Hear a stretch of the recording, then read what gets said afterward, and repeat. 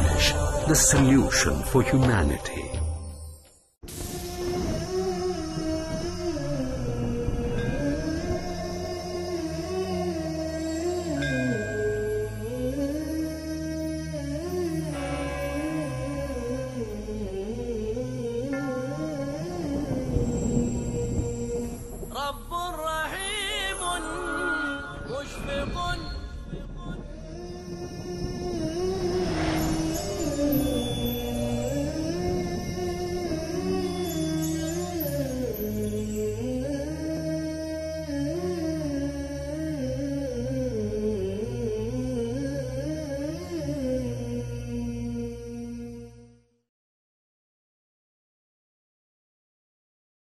Assalamu alaikum wa rahmatullahi wa barakatuh, bismillah ar-Rahman ar-Rahim, and welcome to another episode in the series Dawah, Ilallah, as we investigate and look at what Dawah actually is and how to call people to Islam.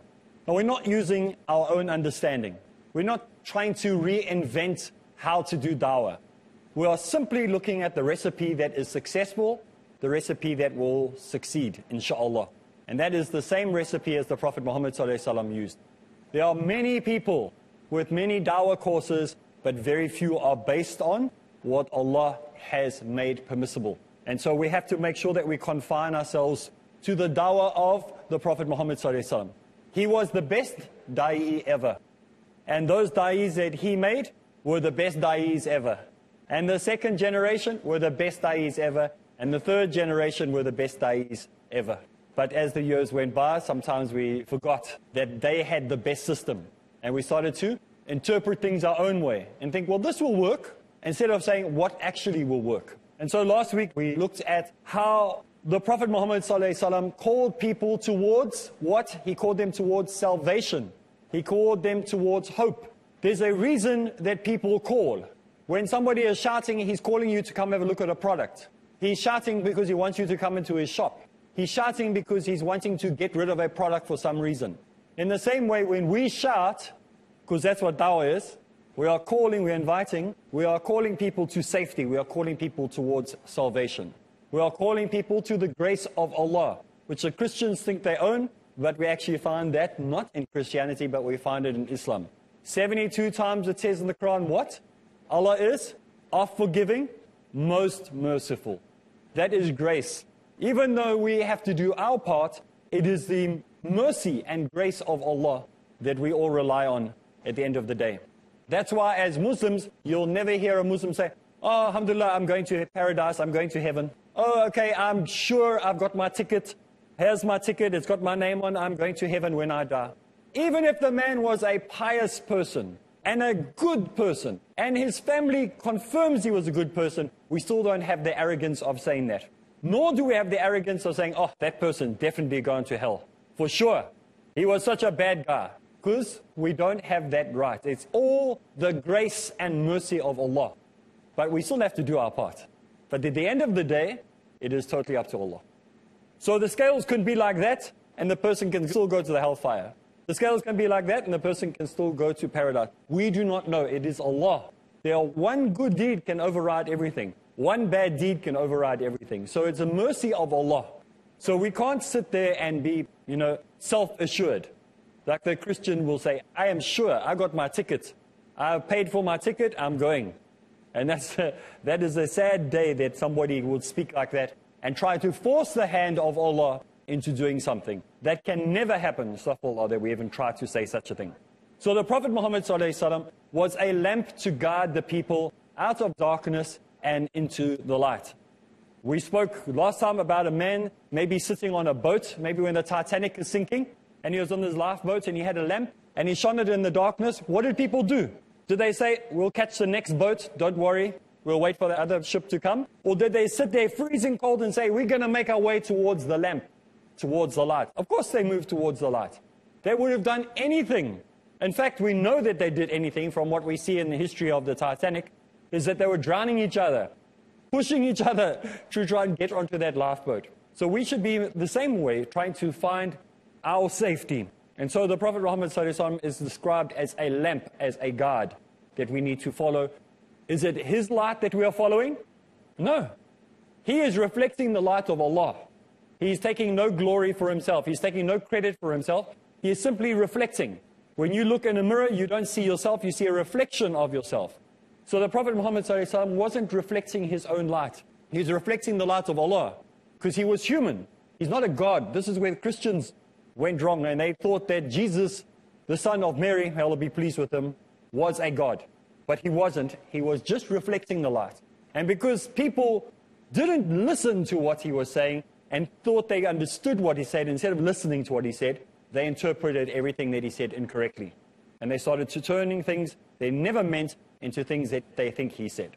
We also said that the Prophet Muhammad ﷺ was a warner and a magnifier to the people. Why is he a warner and a magnifier? Because he's warning people that yes, there is good news. Yes, there is salvation. Yes, Allah is forgiving and most merciful. But there is also a warning. There will come a day of accounting. Remember we spoke about how somebody will come and they come and audit your business once a year, and you hate that auditor when they come because you're scared they're going to find something wrong with your books. But how happy are you if you know your books are done correctly? Because you know you're going to get a nice big fat check from the government for having paid your taxes correctly. So it's a fearful day for those who are outside of Islam. It's a very, well, it should be, inshallah, if we've lived a righteous life and we've done what we're supposed to do, a happy day for the rest of us. Even though we don't act like that, we still live in fear. Every day we live in fear that perhaps, because we don't have that arrogance. Even though we know we might have done right, we still fear that we've done wrong, even if we've done the best. Imagine as someone who is a very, very good person. Imagine someone who's very well behaved, somebody who is a role model to the rest of us. The minimum amount of sins he will commit a day, even if he's a good man, is 5 sins a day. Now multiply that by the number of years that he's alive. Multiply that the number of days in every year, and you'll see how many. We have to still be fearful. We have to still never have that arrogance. So we saw that he is not only a warner of this day will come, but he was also a magnifier. What does magnifier do? It makes things look bigger than they actually are. And so we have to concentrate on things that are important. And we have to concentrate on things that we think, sometimes we have people in life that they major on the minors. They major on the minors. They major so much on the small things that they never do the big things that are important to do. So the magnifying things in balance. In Islam, everything is in balance. You understand? Yes, it's important to pray, but not the whole day, so that you don't do any work. So it's that balance. Yes, it's important to fast, but not the whole year, because there's other things that you need to do. So it's keeping that balance. And then we looked at how the Prophet Muhammad ﷺ was going to predict or warn people that on this day of judgment, everyone will be held accountable for what they've done, and how the Quran was given as a guide to humanity. How the Prophet Muhammad ﷺ was to direct people's attention to the Quran. That he was telling people, if you want to get closer to Allah, how do you do that? You start to read the Quran. You don't go and get your own ideas, pull them out of fresh air, and say, oh, here we go, I've got a new system.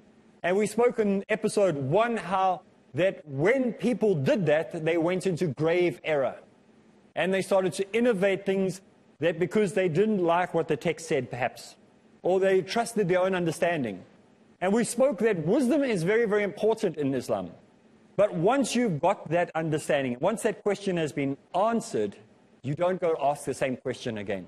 So once you've got the confirmation of something, you don't keep going back to that, hoping that next year somehow it will have changed. Some other scholar will come up with another interpretation of it, and now it'll make that haram thing halal, or that halal thing haram, whatever suits your needs. No, those things will stay forever the same. So we have to gain wisdom. Once we gain that wisdom, we don't keep going asking that whole thing again. We don't rely on our own wisdom. Some people have misunderstood some of the scholars. Some of the scholars have said, do not trust your own wisdom, it's haram. And so people have said, oh, what? Islam says you must stay stupid. No, Islam wants you to be clever. But it wants you not to go back again and again and again to the same old thing, which you already have confirmation on, but you're trying to find a way out of that thing. You're trying to make a halal thing haram. That is not permissible in Islam. You must stick to what the Quran says. If it says it's no, it's no. Don't try and change it to a yes. We have many people today saying, but I live a good life. I try my hardest. It doesn't really matter that I pray 5 times a day. I don't have to. I'm a good guy. No, because that is the minimum that you've been asked to do. By the way, it's the lower grade pass mark. If you pray 5 times a day, it's not the higher grade pass mark. It's the lower grade pass mark. It's the minimum. Doesn't mean now you go pray 50 times a day. Don't misunderstand what I'm saying. 5 times a day was the minimum because we humans are weak. The more we do, obviously, the better. So there's other ways that we can worship Allah as well. By raising our hand any time of the day, when we're sitting, when we're anywhere, just praying and speaking to Allah outside of those 5 times. So don't think that's the only time you ever communicate with Allah. There's other times that you must communicate with Allah. It's important that we connect to the source. If you take a airtime bundle and you buy a data bundle for your internet and you buy only a half a gig, how long is that going to last you? Not long. Better to buy a whole gig. It's going to last longer. Nowadays, even 1 gig doesn't last very long. So you want to get a bigger bundle so that you stay connected longer, that the connection doesn't break. So you can get those important emails and those important messages and all other important things that you need. In the same way, we pray our 5 times, we're connected. But it's better to connect more. Talking about your real issues, your real problems. Many people, when they pray, they say, oh, Allah, please help me. I've reverted to Islam. And I know it's haram for me to smoke, and I know it's haram for me to drink, but I want you to help me stop. And then they wonder why 4 or 5 years later, they still haven't been able to stop. Why hasn't it succeeded? Because they're lying. Instead of saying to Allah, Allah, I have no intention to stop. I love this cigarette so much. I love this alcohol so much. But I need you to help me because I have done it on my own and it doesn't work. And I have no intention to even try to stop because I'm weak. I'm a human. You know what will happen? Then you will see changes taking place because you've been honest. You can't lie to Allah. Do you think He's going to answer you when you're lying? When you say, oh, I don't want to smoke anymore. And meantime, all you're doing is thinking about having another cigarette. You're lying. So this is why we're saying the 5 times are important, but the rest of the times when you pour your heart out, it's when you talk about real things that are happening in your day-to-day life that you want Allah to help you with. That you throw yourself before the mercy seat to ask for mercy from Allah. That you beg Him for help. This is something, the remembrance of Allah. It's not just something that we say, it's something we do in our lives all the time. Well, it's time for us to take a quick break, and when we get back from the break, we'll continue, inshallah.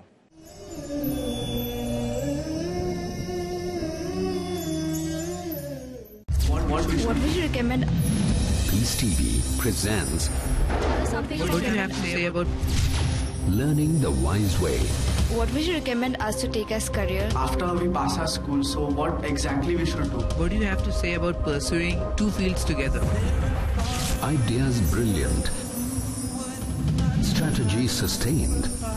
The best profession is a profession of a person who invites people to Allah subhanahu wa ta'ala. Avail the opportunity with Dr. Zakir. Depending upon what is your interest. But the main aim should be to spread the message of Allah subhanahu wa ta'ala. To implement the convincing Islamic educational formula to excel in your career. Watch Career Guidance every Friday at 6:30 p.m. and repeat telecast at 9:30 a.m. UK on Peace TV. Peace TV presents over 100 million viewers at one of the largest peace conferences in the world, addressing a sea of spellbound spectators. Over 30 world-renowned orators on Islam with credentials impeccable. The truth of Islam. Deen is your way of life. It is our duty, our obligation. By following the Quran and Sunnah, we will give the message to one and all. With articulation exquisite. Read the book of Allah. Islam is the easy way. It's the simple way. Remind each other. The Muslim is not a source of harm for other people. Collaborate with the people for good. This is the call of Islam. With the mission of spreading the truth of Islam. Do what you can to spread the word of Islam. Wherever we are, live like Muslim. Use your power. Allah is saying, why do you need anything else? This Quran is self-sufficient. The only book on the face of the globe, the Quran. How a human being should lead his life is given in this instruction manual, the glorious Quran. For peace to prevail on earth in Peacemakers. Next on Peace TV.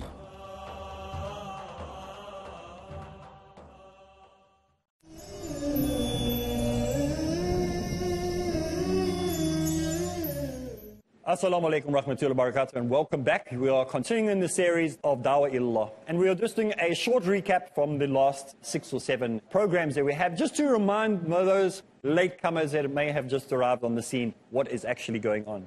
And so we were talking about how the Prophet Muhammad ﷺ was the best role model as a da'i, and how he showed us to be the best of people, a nation that would be separate, and a nation that would call people to the truth.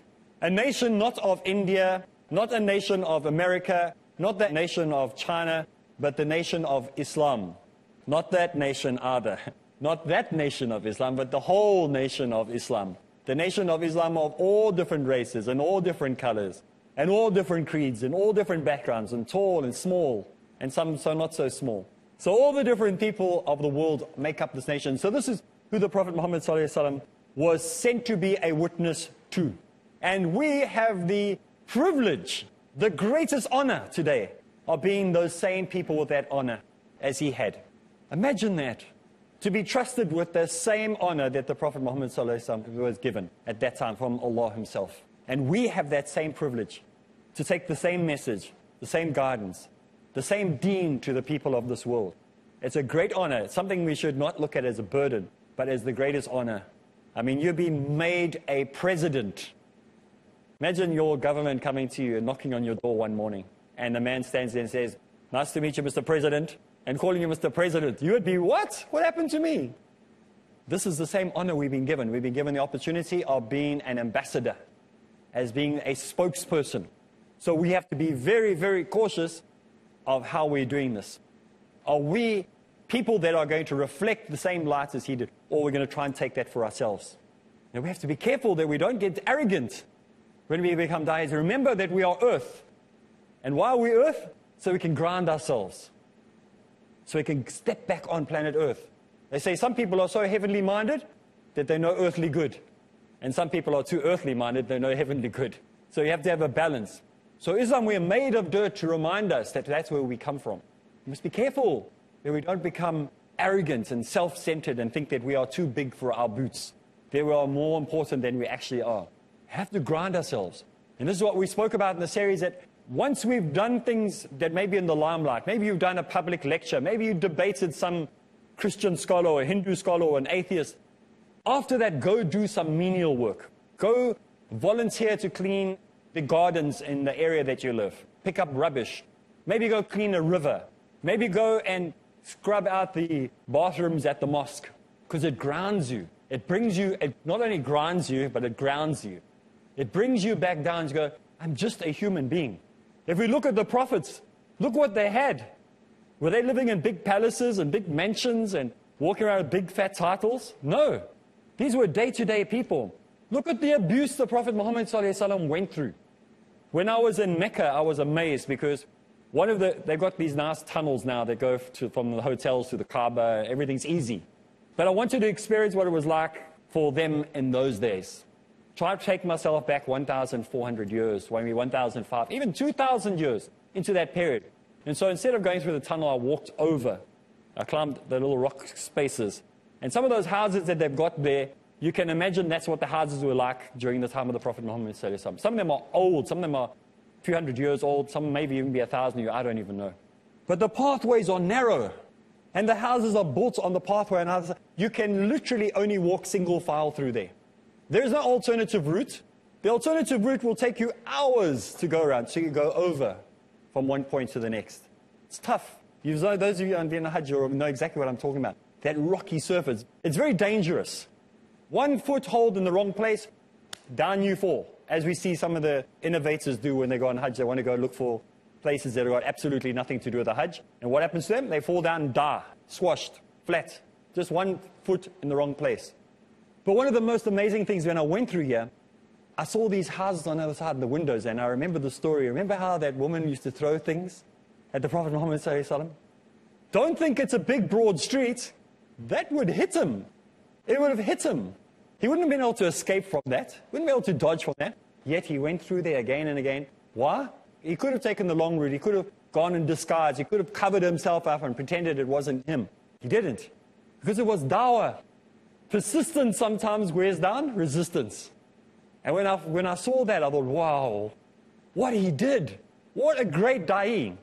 Today we have one little obstacle in the way of dawah. What do? Oh, give up. No. Some people say, I would love to go do dawah in America, or like to go do dawah, but what happens if they hit me? What happens if they beat me up? What happens if I'm imprisoned? Wait until we get to that section in this course where we talk about the suffering that the early Muslims went through. Not just the early Muslims, the Muslims that we know today that are still going, but they keep going. They keep heading forward. So this is something that we have to remember when we talk about this course in dawah, that we have to be persistent. We have to be consistent. Sometimes we build a dawah center. Maybe at home you see a dawah center being built. And they build this beautiful dawah center, and after a year, it's not successful. Hardly anybody came. And so they closed down the center, and you hear that the center is gone. What happened to persistence? Have you seen when the Christian missionaries succeed? They build a church. And for 5 years, maybe they get 5 people in the whole church for 5 years. And the priest is talking for 5 years and nothing happens. Maybe even 10 years. And then suddenly, the fruits of the labor take place. And that place has thousands of people. What happened? Persistence. The funding was there for that whole long term, however long it takes. Yet we as Muslims, we want instant results. Just add water, and then it will be cooked. We don't want to do the old school, the old way, where we have to persist. Remember, if you're going to open a dawah center where you are, prepared for the long run. Have a budget that's going to last you for the long run. If you're going to be doing dawah programs, have a budget that's not going to be a once-off. Okay, it's that time of year again. Once a year, we go to the college in the area, or the university bus, and we do a talk. And then we say, khalas, we've done it. Alhamdulillah, look at us. We got a dawah. We did so much good dawah this year. We went to that college again this year. That was twice that you've done it, once a year. No. This must be a constant thing. Every day there should be someone with a dawah table. If you can't do it every day because of the rules and the regulations of the college or the university or the school, then do it once a month.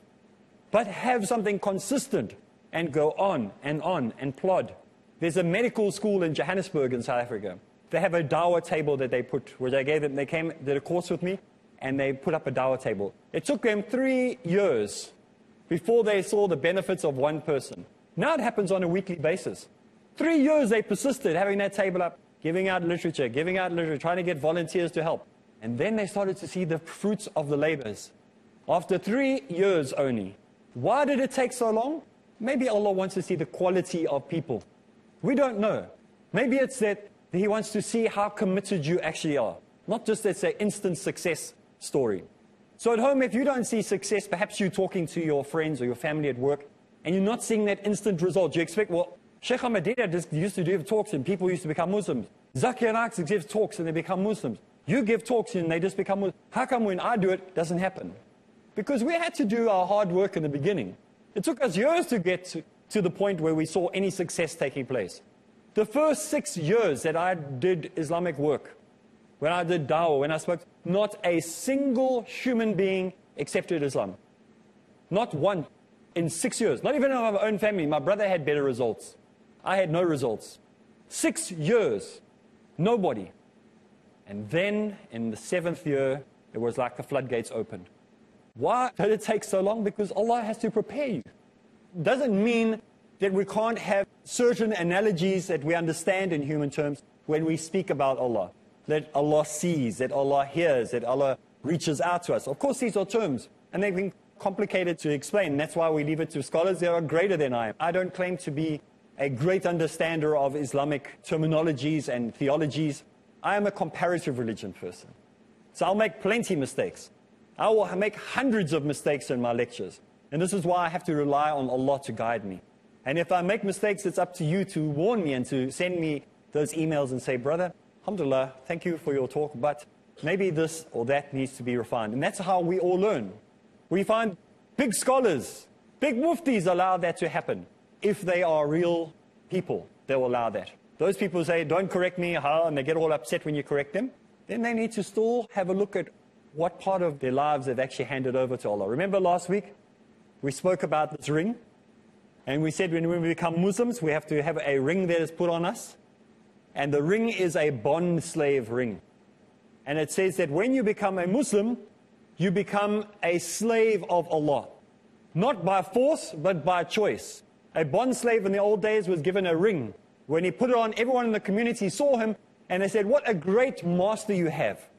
And that slave in the community was treated better than the free people, better than the slaves, because he had that special ring on that identified his master as a great man. So when we have a ring on our lives as Muslims, they don't see you as a great man, or you as a great mufti, or you as a great teacher, or you as a great da'i. They say how marvelous, how fantastic Allah is. That's what they should see. If they're not seeing that, then you need to relook, and you need to do some analysis, and you need to do some homework and say, what have I allowed to happen? What have I still got to fix in my life? How much am I still in charge? How much am I still the driver of my life? Or have I given my life over to Allah and I'm sitting in the passenger seat? Most of us are not sitting in the passenger seat. We're still driving, but we tell everybody, oh, I'm a slave of Allah. We need to think. We need to become genuine. We need to become real. Well, that's all the time we have for this week. Make sure you join us next week again when we go deeper into looking at Dawah Ilallah. So from all of us here in the audience and from myself, Assalamu alaikum wa rahmatullahi wa barakatuh.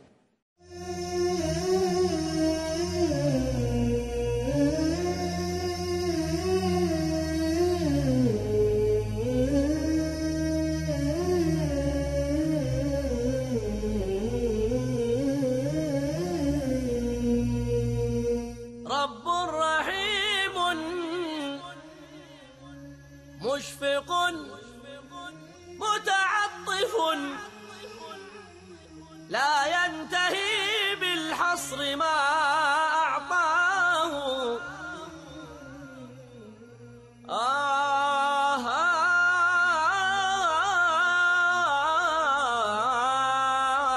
رب رحيم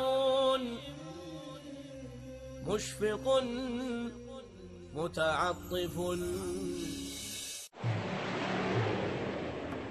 A friendly message by Dr. Zakir, mother of all evils. According to the World Health Organization, every year, millions of people die due to the consumption of alcohol. My colleagues, the medical doctors, nowadays say that alcoholism is a disease. Therefore, we have to be sympathetic towards a sick alcoholic person. If alcoholism is indeed a disease, then it is the only disease that is sold in bottles. It is the only disease that is advertised in the newspapers, in the magazines, on radio broadcast stations, on television satellite channels. It is the only disease that has outlets licensed to legally spread it. It gets a revenue for the government. It is the only disease that causes violent deaths on the highways. It destroys family life and increases crime. It is the only disease that has no germs or viral cause. But our Creator, the Almighty, says in His last testament, the glorious Quran, in Surah Ma'idah, chapter number 5, verse number 90, Ya ayyuhal ladhina amanu, O you who believe, innamal khamru wal maisiru, most certainly intoxicants and gambling, wal ansabu wal azlam, dedication of stones, divination by arrows, rijthum min amali shaitan, these are an abomination of Satan's handiwork.